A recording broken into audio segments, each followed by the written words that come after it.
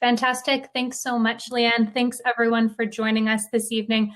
I know there's some tough competition with the presidential debate in the US, so I appreciate you all being here.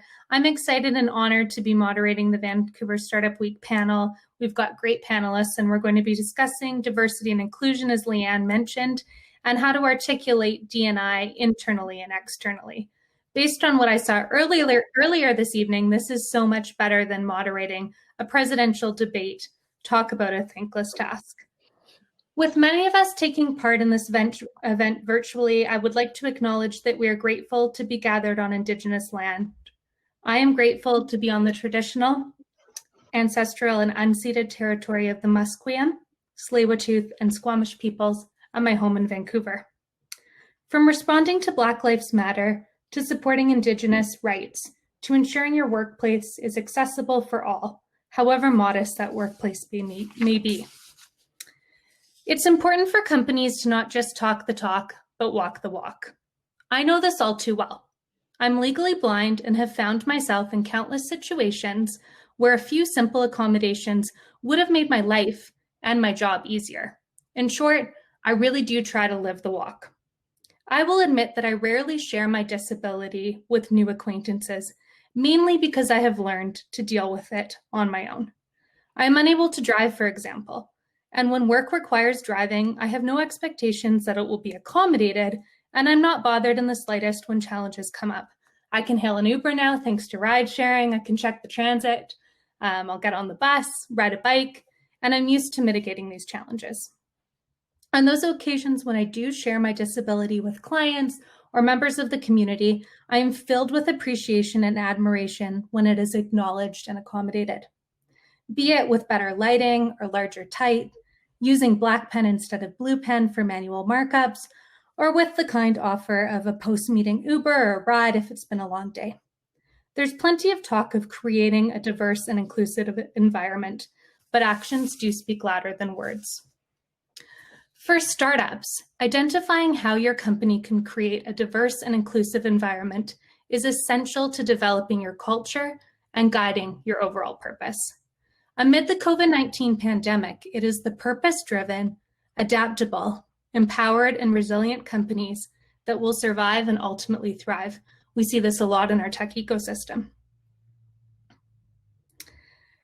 Indeed, according to a survey conducted by Kin & Co., 69% of UK workers say that their company's positive impact on society has an influence on whether they'll stay with them through tough times.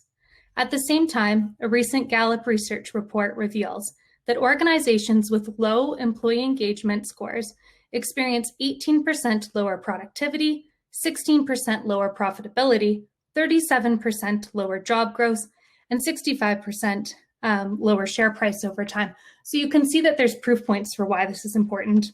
In short, walking the walk is no longer optional, and that's where the expert guidance of today's esteemed panelists comes in. Please join me in welcoming Sean Hinton, Leena Manro, and Andrea Reimer.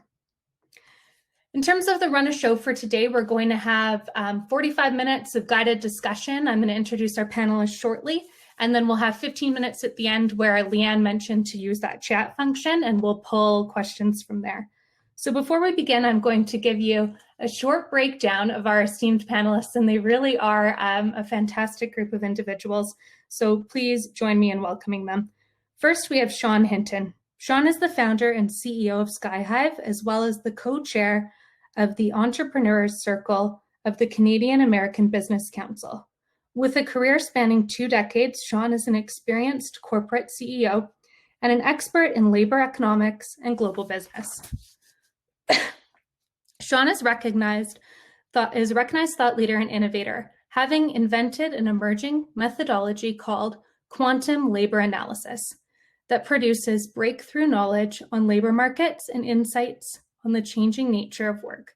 He is regularly invited to speak at conferences across the world and interviewed by leading institutions and media outlets globally. In June 2020, Sean was invited to the Government of Canada to join the Global Partnership on Artificial Intelligence, representing Canada as one of the 15 founding countries.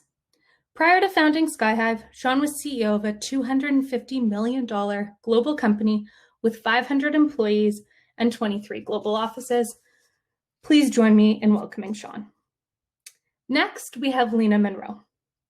Leena's dramatic career change and determination to fuel her creative passions led her to co-found All Purpose Creative. Leena began her career as a lawyer, practicing for 2 years before taking a leap of faith and pursuing her dream of acting.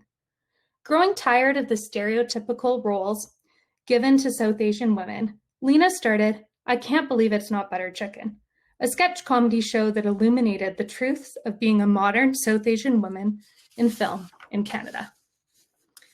In 2014, Leena auditioned for a commercial role with IBM and experienced firsthand the amazing corporate social responsibility and educational work being done by the company.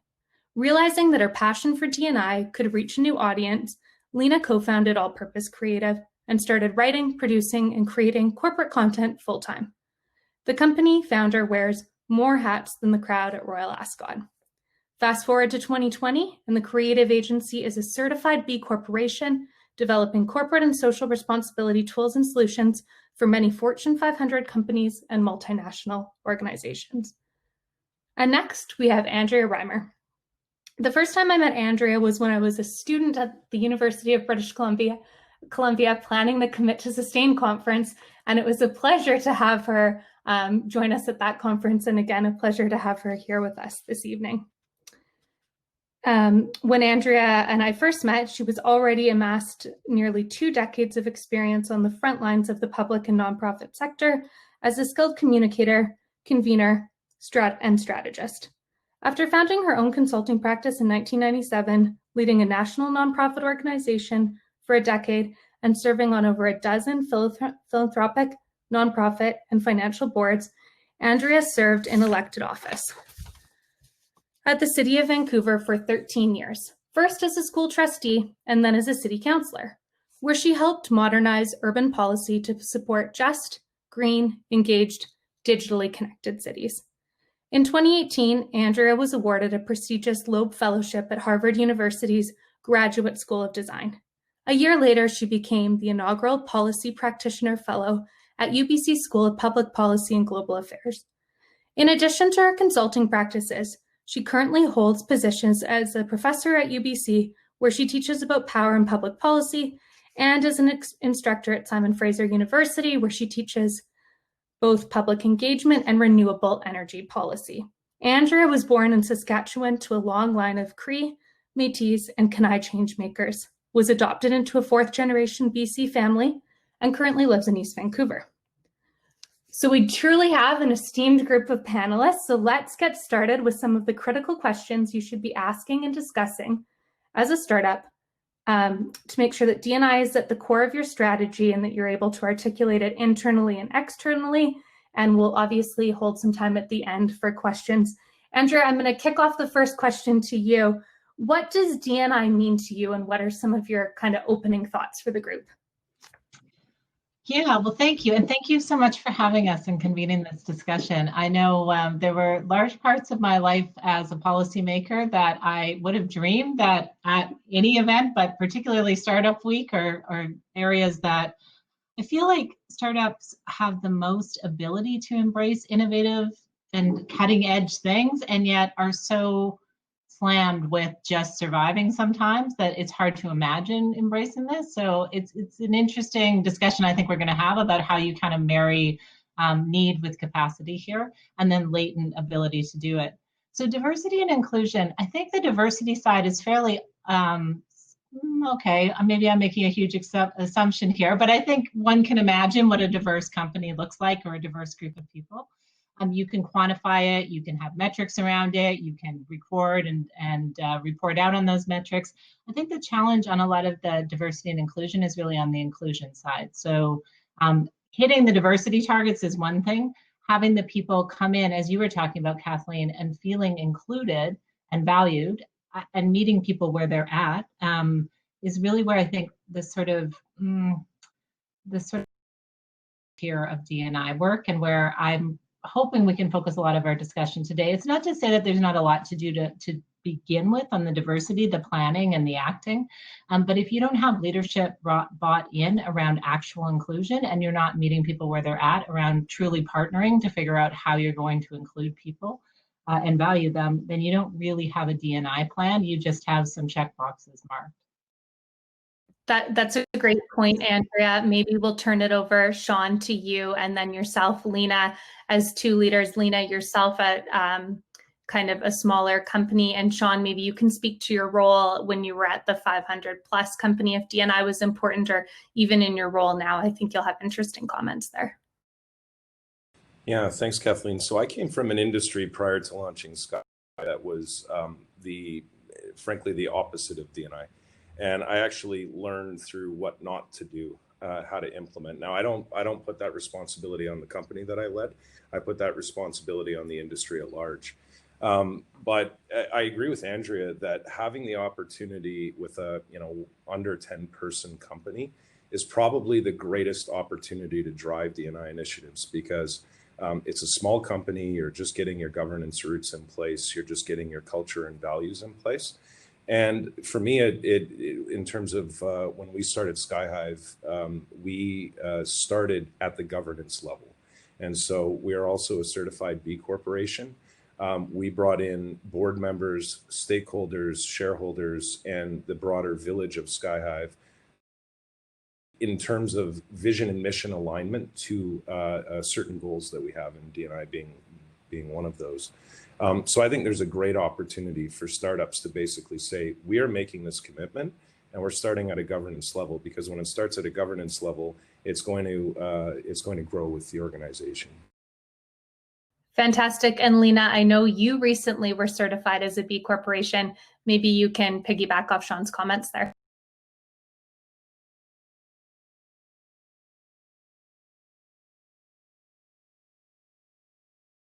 I think Leena might be muted. Leena, we're not hearing you.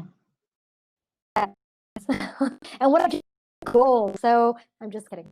Okay, well, first of all, I want to say, also echoing Andrea and saying, first of all, thank you for having this discussion.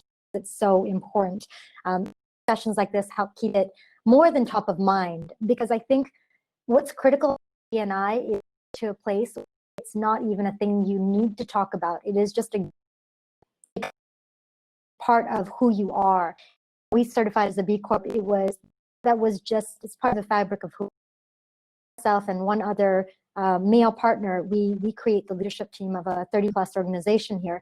And so when you have a team which reflects D&I in its makeup, in who we are, in some ways it becomes an afterthought. And if in the future that's what it becomes, as an afterthought, that's a good thing, I think. Because it's taken for granted, just normal that I is part of. Perfect. And we've got a lot of startups in the audience today. In terms of building D&I and right from day one, what does that look like? Maybe, Sean, we can turn it over to you and then go to Andrea and Leena on this one. I'm thinking from governance, from building your culture, just day one, you're a founder, maybe you've got a co-founder. How do you start?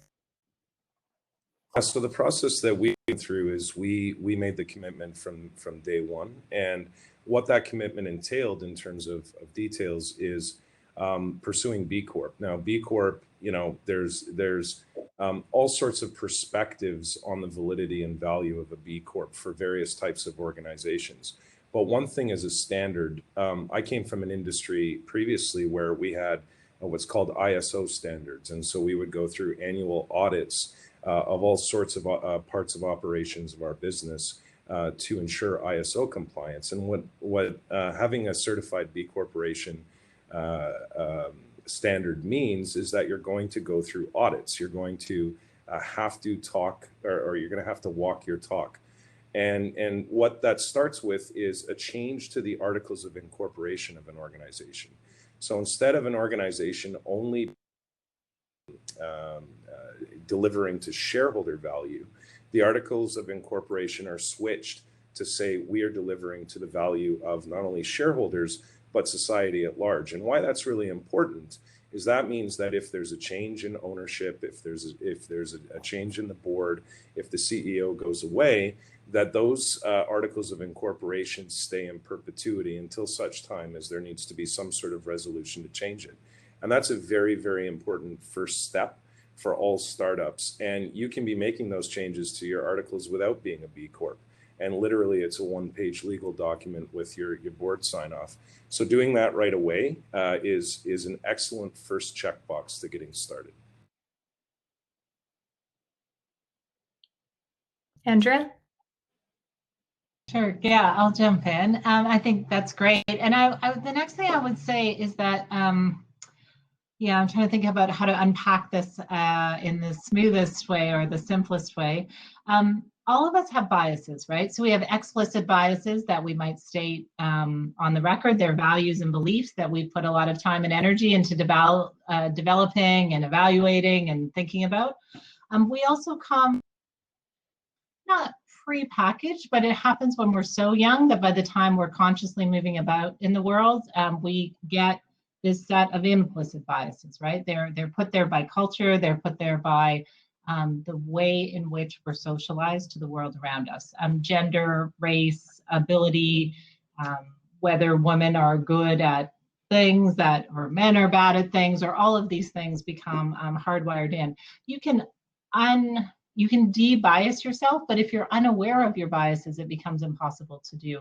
And so how much that bias matters is directly related to power. So if you don't have much power, the amount of bias you have isn't nearly as relevant as the person who has power, who that bias becomes a bit weaponized in, right? A bit weaponized can become quite weaponized in, particularly if they're not aware that they have it. So I would say the next step that is most critical is that the leadership takes some training on implicit bias and understands where their blind spots are. Not to shame them at all. I mean, this is the hardware of the brain. It codes implicit bias. It's actually part of our survival technique. If we had to actively think every day about everything we did, we wouldn't have a lot of time to do startups. We'd just be surviving, right? So this implicit bias networks in our brain are actually very important things, implicit association networks. But when they carry bad information and bias, they're really terrible things because we can't consciously challenge them.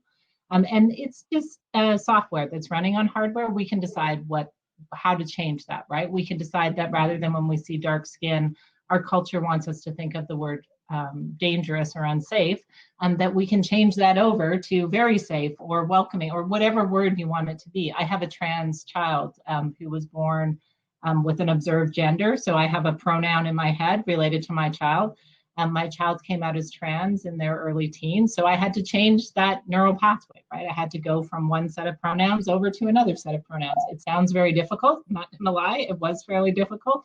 But once you do it, you realize that all of these implicit biases you can code in another way. And Andrea, just for us in the room, any resources that's available for something like that? And have you done any interesting training around bias? Yeah, well, in Vancouver, we have access to a lot of fantastic consultants who've done a lot of work on this. There's a kind of early adopter culture in Vancouver that it helps startups, but it also helps on things like implicit bias and debiasing plans. So I can put some of their names in the chat for people. And I'll also put Project Implicit, which is the Harvard, it's a effort that was set up in the early 1990s where you can take an implicit association test, as well as gain access to some resources on what to do about debiasing. That's awesome. Maybe Leena, will turn it over to you for comment and then. Sure. Well, I think a lot of the work that we do a lot of work, for example, for forward-thinking companies. They're thinking along the lines of corporate citizenship and diversity and inclusion and anti-bias training and awareness. Companies like IBM, and we're really fortunate because we do experience design and learning design. So by virtue of creating the learning materials for companies like this, we actually get a lot of that training. It's sort of a side effect of some of the work we do. But internally, we also create our own programs. Because we're only about 30 people, we're looking to expand. So if anyone wants to reach me on LinkedIn, you're welcome to. But because it's still so small, it's very much like a family, and we listen to one another and implement programs that people are interested in. So currently, there's a bunch of us who are working through we have a book club. It's called Me and White Supremacy, and we meet every Friday and go through several days worth of reading chapters and discussing together. So there's a multitude of different ways to approach this, but I think what's really critical is to listen to your team, to ask questions, and I think especially if you're a startup, and assuming you're smaller, you'll be able to create the program that's really right for your team. I think I'll add maybe a different flavor to this. As an artificial intelligence company that's dealing with reskilling of companies, workforces and communities, we're on the leading edge right now of the public discussion on ethical AI as it relates to the application of artificial intelligence for movement of people and development of people. There are strong regulations in the fintech space or the cybersecurity space, but people technology is lagging behind. And so we've begun to work with organizations similar to Leena. We work with large Fortune 500s and Global 2000s around the world. A lot of what we're focused on is applying our technology to diversity and inclusion. We've built out various applications of our technology to support organizations with that.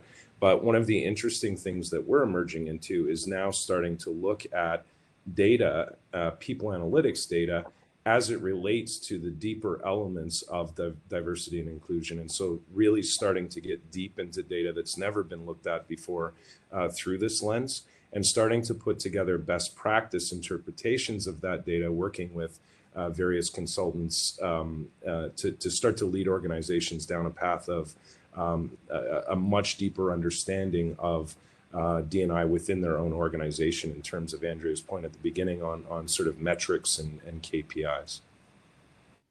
Perfect. And that brings up another question, I think, at the startup level and as companies are in our ecosystem. What is some of the data that would be important to measure from a D&I perspective? How do you do it in a respectful way? What does that look like? Maybe Leena, turn it over to you, and then Andrea and Sean.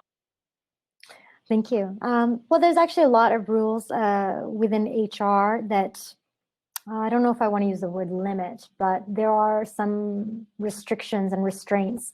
But asking for people to voluntarily discuss and submit, this information is really important, and we've gone down that path so that in conjunction with creating a diversity and inclusion program, it's really critical that you're doing it in conjunction with that. And we found out that, well, again, it's only 30 people, so it's very easy to see, but we have at least 50%, actually a little more, of our entire workforce as employees and contractors identify as female. We have the diversity reflects very much the Vancouver local environment, but we also definitely have some gaps. And in particular, we're missing Indigenous voices, we're missing Black voices, and it's so important to know. We're also missing, even within the sphere of various ages, because diversity is more than just the physical diversity. There's all kinds of diversity, and as well as cognitive diversity. And so it's very important to be able to look at all of this. And I think that arena and metrics is also evolving. And I think this year, especially with everything that's been going on politically, those metrics will continue to evolve, and hopefully will be very much maybe in helping create that evolution. Andrea? Yeah, it's a tough question to answer because, well, there are some ones that, some metrics I would cite as common, but it'd be fairly rare not to see them. I hesitate to start listing them out because the point of it is to do the work internally and look at it's like a strategic plan. There's no such thing as an off-the-shelf strategic plan. There's no such thing as an authentic off-the-shelf diversity inclusion plan. And everywhere you cut corners on the diversity metrics, you're going to lose on the inclusion strategies, right? So it's really about how are you working together to develop the diversity and inclusion plan. I will strongly make the case where I've seen, governments are sort of famous for this, but I think it exists in all institutions and groups, where you say you're going to do better at something, right? And we had an axiom when I was in government that some is not a number and soon is not a time. So you need to be very clear about exactly what is the number and what time are you going to do it by and how are you monitoring. Ideally lead indicators, not lag indicators. By the time you get there, you can't change where the boat is once you're landing it on the beach, right? So you need to think about where are we going for sure, but like what are the key things that are going to drive us there and how are we monitoring those things? That's a great point, Sean. Yeah, so I'll speak from the perspective of sort of within SkyHive, and then I'll go outside of that. But within SkyHive, we like to go beyond just the KPIs and the metrics and start to really dig into values and behaviors within the organization. And so, for example, it's not enough that we at a high level support D&I. It's got to be a passion. It's got to be a passion about solving issues as it relates to the future of work, not just with the leadership, but with everybody in the organization. And so that's a big part of the ongoing dialogue within our organization. So we should be keeping up to date on current research. We should be keeping up to date on leading edge technology. This should be a passion project for ours. So not necessarily just part of our 9 to 5, but something we're thinking about, when we're out on a hike or whatever. Going outside of the organization, we're seeing a really, really interesting precipice here, because when you start to apply big data and analytics to these things, and we're starting to see applications of artificial intelligence, such as AI that is reading company communications, and it's starting to look at leading indicators around issues with D&I or alignment with D&I. We're starting to see chatbots that are prompting discussions with people within an organization. So, how are you doing today? Going through a bit of a survey and starting to make determinations around, are there issues with respect to not only just D&I, but other types of cultural issues, retention issues, etc. But the issue with it is that you have to be extremely careful not to bias the AI. And when you start to dive into demographics, you start to open up a Pandora's box of risking, inherent bias in the AI. And to Leena's point, this varies based on location. It varies based on income levels. It varies. There's so many different dimensions through which to look at it. So it's an extremely, I think, interesting and timely discussion, because organizations are interested in advancing the world's knowledge in this area, and having the right startups come around and figure out different innovative ways of doing that will be extremely useful and beneficial to the world. Fantastic. I want to give the speakers a chance to jump in if there's anything that anyone has said that you want to comment on. I'm happy to give you a moment, and then I'm going to change to a few more startup focused questions. Actually, it's great you said that, because I would like to jump in, if you don't mind. I was just going to say, just to add to both Sean and Andrea's really great points. One thing, I guess, maybe it's sort of an obvious statement, but the first thing I think people think of when they think of metrics and D&I is what your team is made up of, and that is.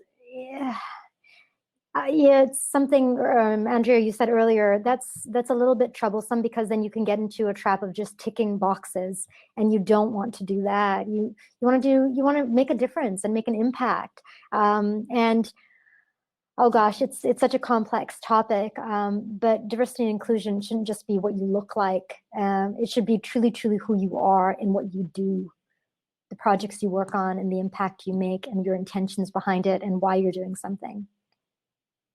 I threw something in the box, so I'll just flag it, the Algorithmic Justice League. I was going to say, partially because I think it's fun. It is kind of fun the way that they've done it, but they're interrogating this question about bias in AI that's worth checking out some of the work they're doing. I became aware of them when I was doing my fellowship. And they also like to have fun, which I think is sorely lacking sometimes in this work around bias to just, poke a little fun at ourselves and what we're all about.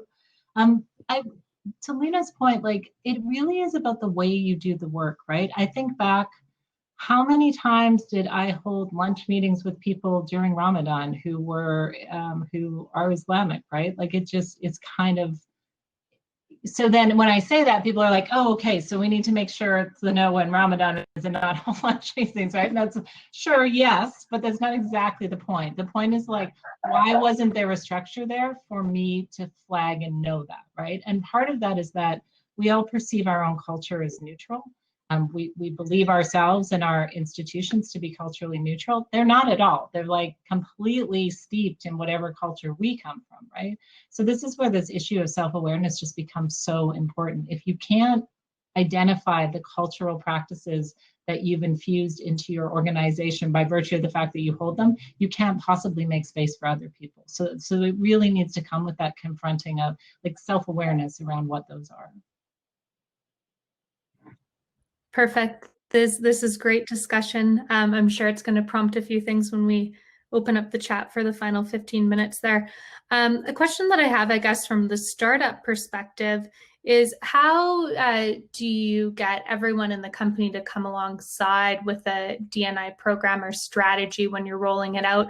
And I guess on the flip, if you had a board or investors or someone who didn't want to see this investment, what could some of the startups say to them? So really, from getting your team on board to maybe other stakeholders, investors, board members, etc. With you, Leena, then go to Andrea, and then Sean. Sure. I mean, my answer would be probably quick and easy based on our experience. It's very much who we are. I mean, even our name, All Purpose. We're very much a purpose-driven organization. For us, getting our B Corp was, it's a rigorous process, but I don't know that there was much doubt that we would obtain the B Corp certification because of what we do and how purpose-driven we are. And as a result, I guess I've said it before, but diversity and inclusion is very much woven into the fabric of who we are. And so for us, the challenge is definitely hasn't at all been bringing people on board. I think a challenge would be if we ever went down a path where it was no longer a key value for us. So for us, quite the opposite would be a challenge. Sorry, I wish it was so easy for everyone. I don't know what to say. But I think it's so lovely that it is. Like, maybe you're underselling like, nothing in life is super easy, right? The things that are so easy, we can't even identify them because they just kind of happen in the background. But I think it's just perfect to be like, this doesn't have to be some massive struggle or some like badge of I survived this activity, right? Like, maybe it's just very organic and natural, and you're like, and there it is, right? We're on the other side of it. We were lucky because for us it was quite organic, but I mean, from my own personal experience before this, both as an actor in the Vancouver film and theater scene, I mean, it's now changing, like, literally in the last year or so, I'd say. But as a South Asian woman, I was not getting, the idea of diversity and inclusion in film and television for a long time was maybe ethnic woman number 2, or, can she do the accent? Can't she? She's a little too light. Is she really Indian? Or she's a little, maybe too dark. She definitely can't be the white girlfriend. It was like in that realm. And as a lawyer, and I definitely don't want to, my old law firm was amazing. So it's not about saying anything negative about them, but the industry itself, it just wasn't a super diverse and inclusive from any front, not just visible minorities, but any form of diversity and inclusion was just never thought about. So to go from that into the work that we have, it was very real and organic, and even the way the team came together, because we were a number of independent contractors who were working for IBM through a manager at IBM. And that's how we ended up finally just collectively forming a company together. And so it was quite organic because we were already just such a diverse team. And when 50% of the founders are me, that right there is a reflection of the kind of diversity that the rest of the team is. So I guess it's a convoluted way of saying we're very fortunate. I think it was like a breath of fresh air to work in an environment and see something organically and beautifully a rise that I have never seen in any other industry that I've been in, and or in any other decade that I've been working in. So, I mean, Kathleen, you were asking us what the arguments are for it. You cited some fantastic stats at the beginning, but I think sort of underlying those stats, like, why wouldn't you want Leena working with you, right? Why wouldn't you want me or you working with you? And when we know that the single largest bias in a company will be around the hiring, right? We hire people who look like us, who sound like us, who eat lunch in the same month we do. You know what I'm trying to say? Like, we're looking for similarities. This concept of like culture and fit, which is fairly epidemic in startups, I would say, and particularly tech startups, is automatically going to rule out most people who don't look and sound like you, right? Like, by definition. So I think you have to sort of, well, not just have to sort of, if you want to be successful at this, you must interrogate, like, you must confront that and say, okay, so what if we only chose people that we didn't feel fit or like match the culture? Because then by definition, you're meeting some test of diversity. I think the other thing I would say, I ran into this in public office when I was doing mandates around minimum standards on boards, agencies, and commissions. And people would say, oh, well, it should be about merit. And so underlying that is saying that therefore, actually had people say this to me directly, if the Architects Association, for example, the guy who sent me appointees for committees, directly said, I'm sending you the best people, and the best people are all men. And I'm like, can you even hear what that sounds like? That somehow, like, women are incapable of doing architecture at the same level men are, right? So it is about merit. That's my answer. Like, absolutely, it's about merit. And if women are not showing up in the same percentage or ratio as they are in the population in these positions, it means that there's some artificial barrier to their participation, because there's no physiological reason that women would not be as likely to have as much merit as men, or people of color as white people, or Indigenous as non-Indigenous. So let's fix whatever that barrier is and get going on this. That's perfect. Sean, I want to give you a chance to weigh in on any of the comments and discussions that have been happening.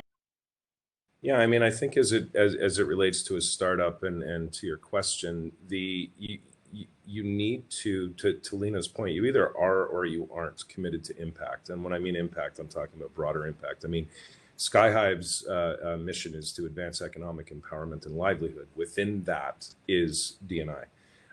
Within that is equality overall. And I've turned down investment where I didn't believe that there was alignment to that. I've turned down employees where I didn't believe that there was alignment to that. I've turned down, partners and clients where I didn't believe that there was alignment to that. And you need to remain true to your purpose and your vision and mission. And that might be tough. It's pretty easy to sort of take the path of least resistance and start to go in a different direction. But one thing's for sure is you're growing a fast scaling, especially a tech company. If you blink and take your eye off of that, you're going to be in the opposite direction really, really fast. There needs to be a concentrated effort at all times on ensuring equality overall. And what's really interesting is what begins to materialize over time is the opposite happens. Our number one recruitment tool is our commitment to impact. Our clients, tons of them work with us because of our commitment to impact. And it actually starts to become a brand and become part of who you are. It takes a little bit of time because people need to see, do we believe you guys? Do we believe that this is truly what you're about? And when you show that time and time again, and you're true to that, eventually there's a massive village out in the world that forms to help support companies and small organizations that are trying to pursue these types of goals. Fantastic. I know we've got a couple more minutes before we open it up to the chat. Just wondering if either of you on the panel want to add anything. Maybe Andrea, turn it over to you, then Leena and Sean, as I know there's been a lot of questions and a lot of things we've heard, or spark anything from the community that's joining us. So feel free to jump. I am excited to hear questions. Hopefully we've been answering some of them as we go, but I'm sure there's questions or answers we haven't thought of. So interested to hear what those are. Awesome. Leena and Sean, anything on your I just want to comment on how well articulated, Andrea, that response was about about merit being the argument. And when we see something where it's all, whether it's one ethnicity or one gender, oh my goodness, what I wanted to +1 you, but there's no way to do that. If I could send you a bunch of thumbs up emoticons and +1s, I would. That was very well said and very much, the point, quite frankly. Whenever you see, the other day I was looking for something on YouTube, some Oscars thing, I don't know. And I stumbled on something from 2012, and it was very, very much white males, and no one seemed to notice. And there was something very wrong about that. That's Oscars so white. That's sort of what triggered all this Oscars so white. And it's certainly not because there aren't brilliant actors in every background. So I love what you said. On anything on your end? Yeah, I'd love to hear any founders out there that have particular challenges with advancing this and really raising those questions, whether we can discuss it offline, really hearing the challenges, because I know that there's a community out there that are working really, really hard with the focus on D&I and a focus on overall impact. And one of the things that's really important to know for entrepreneurs is that building an impact organization is even harder than building a regular startup. And depending on how big you want to go in terms of solving world problems, it's going to be even harder. And so I think this is really a point to say that there is a community out there of amazing impact entrepreneurs around Vancouver that are all over, whether it's health, whether it's education, whether it's water, whether it's 3D printing of human tissues to support advanced sciences and medicine. And I would love for us to, be able to formalize and introduce founders to that network. Perfect. We'll give the chat a couple of minutes in case anyone has questions. Founders, you've got a great panel and group to chat to. So if you have any questions, dump them in the chat. I struggle a little bit with this chat function, so I'm lucky in that I've got Leanne texting me any questions that come in. So that is me just being honest with this group. It's not great for my vision, but I am good at testing UI and UX for people who don't have the best eyes in the world. So if you ever need that from me, happy to look at what that looks like. We'll give folks a couple of minutes. So from Leanne, we've got a question. What are some creative ways to proactively source candidates from underrepresented communities? So I guess if any of you have had experience doing that within your own companies, or Andrea, from a strategy perspective?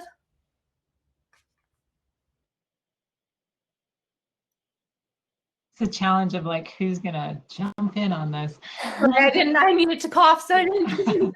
Okay. We need you, Kathleen. Pick someone.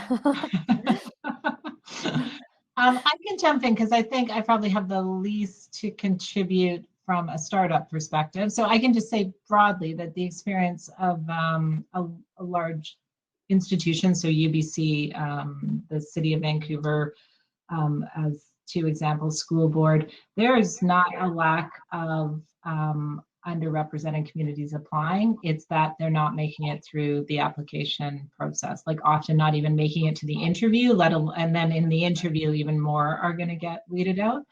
I've been frantically trying to find his information, and when I find it, I'll get it to you. But there's some interesting stuff, a bit, maybe Sean, you might have come across it, using to look at resumes to kind of weed out bias around anglicized names and other things, so that it's just scraping and looking at qualifications, so that all these sort of implicit biases running through our heads just get sort of weeded out of it.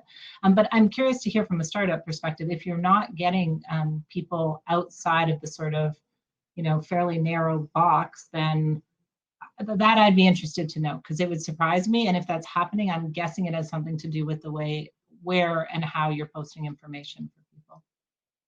I think our own experience has been rather unique, because in addition to being just such a great design company where we focus on user experience design, UX, UI, media, we also have, I think because the quality projects are very much impact related, we do a lot of learning and we do a lot of corporate citizenship work.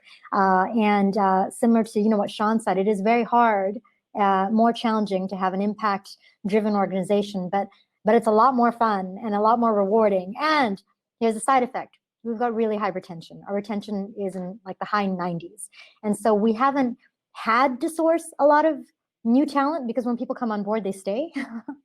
And so we are also, as we're starting to expand, that's going to be a question for us. And I think that the answer is possibly in the realm of partnering with organizations.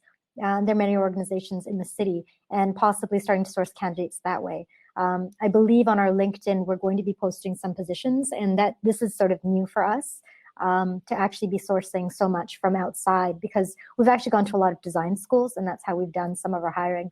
But people have been with us now for a few years. So my answer is partnerships. I hope that that's, that'll work out for us. You'll have to keep us posted, Leena, on how it all goes. Sean, how about yourself? Yeah, so this is a topic that I could speak for several hours on. Our technology is exactly what Andrea alluded to. Just a couple of examples. First of all, getting away from traditional job descriptions and starting to look at skills and capabilities. And so one group that we work with is a group that serves 10,000 Indigenous, a population of 10,000 Indigenous people who have left reserve, are living in urban centers, fall out of formal education and training, and then end up making their way back into community support and services through friendship centers, etc.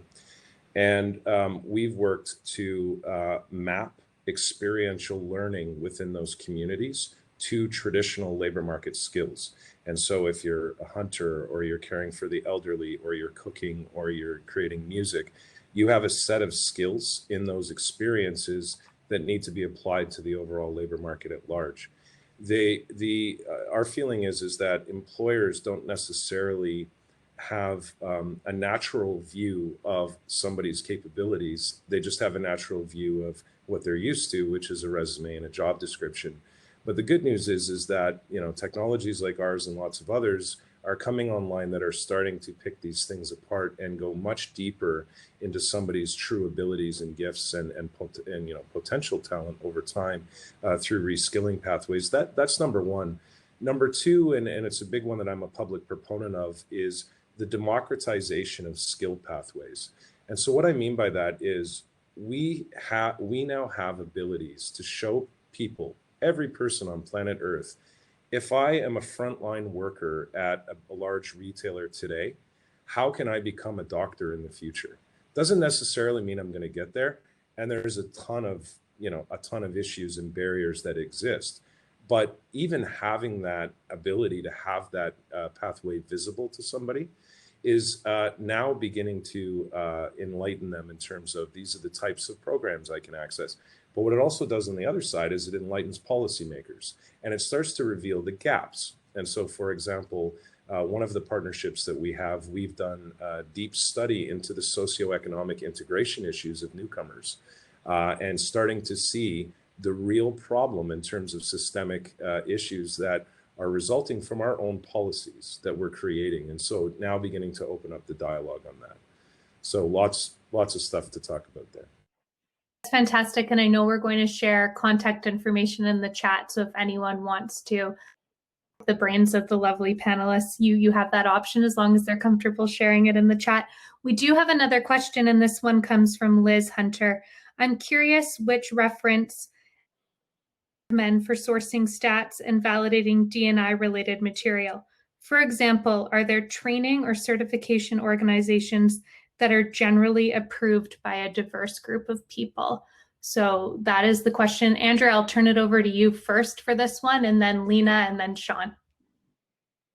Yeah, well, this is where, I could give you many dozens of consulting firms that do this work, and you're looking at two of them here on the screen, not me, but the other two. I actually do some consulting work in this area, but not a ton.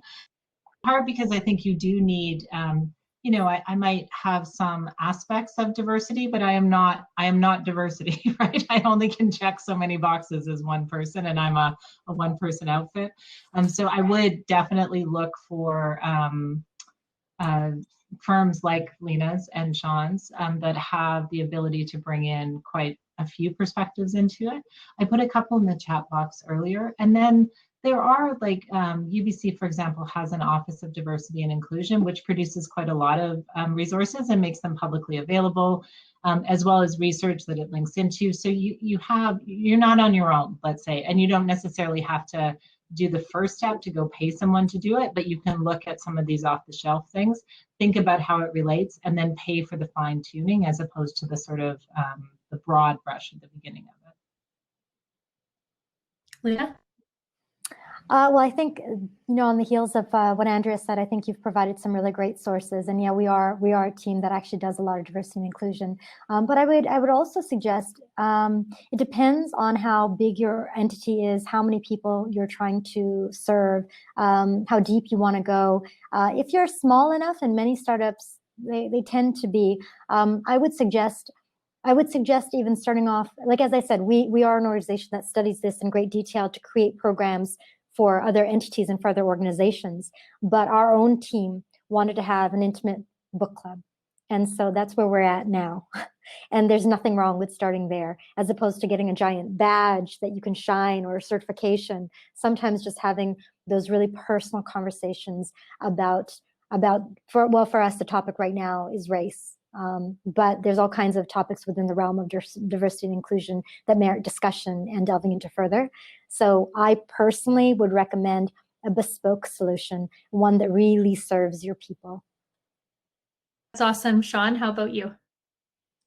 Yeah, I would echo Leena's comments that there are a lot of dimensions that will require different sets of perspectives and different types of thought leadership in terms of implementation. I would go back to try to avoid just the high level, the governance piece is step one, but try to just avoid metrics and a quarterly report that goes to your board. Try to dig into values and behaviors and expected behaviors within the organization, and really start to form a team that is proactively engaging in D&I. And those resources and best practices will come together, because it's incredible what 5, 10, 30 people can do in an organization when they're super passionate about this as individuals, but also super passionate about advancing the vision and mission of the company collectively. Here's just one, if you want to get a sense of how this can play out, and I can't emphasize what Sean just said enough. You actually can make things worse by having metrics and not having actions that are consistent with that. And I'm not saying that to scare you off from doing something, but to say align these two. Diversity and inclusion have to walk together. So one thought, which I've done with teams I work with, you set a goal that for an entire 24-hour period, get really ambitious, maybe even 48 hours. You cannot share a single thing on social media that was written or produced by a white man. So you can share whatever you want about whatever you want internally with your team, with folks you collaborate with, but it all must come from a diverse perspective, right? You'd be amazed at how much just that single action in a 24-hour period can explode very positive conversations and reflections about the diversity that's lacking or not, right? Like in some cases, Leena, it is easy, right? And people are like, wow, okay, so if we can do that, why can't we then incorporate more of this work into our day-to-day? That's an awesome idea, Andrea. Call out. We're going to use that, bring it back to the team at Switchboard. So excited to bring that up in tomorrow's huddle. Before we close, anything else, any final remarks? I'll give you all 30 seconds for any final remarks and words of wisdom for the startup community here. We'll go with Sean, and then we'll go to Leena, and then we'll go to Andrea, closing remarks, and then we'll close this session. And I'm sure many people want to check out what's happening potentially with this debate. Just to address, Liz has left a note that her organization is going down the B Corp certification path. Liz, I would highly recommend reaching out to founders who have gone through that process. It is a very difficult process, and you underestimate how difficult it is. And so it's great to get tips and tricks from the Vancouver community in terms of B Corp certification, and it's well represented here in Greater Vancouver. Outside of that, in terms of closing remarks, just really thankful for having the opportunity to talk about this type of important element. If there's anything that I could do with respect to contributing to Vancouver Startup Week, I wouldn't want a better topic to talk about. This is the most important topic, and so I'm really thankful for having the opportunity to do that.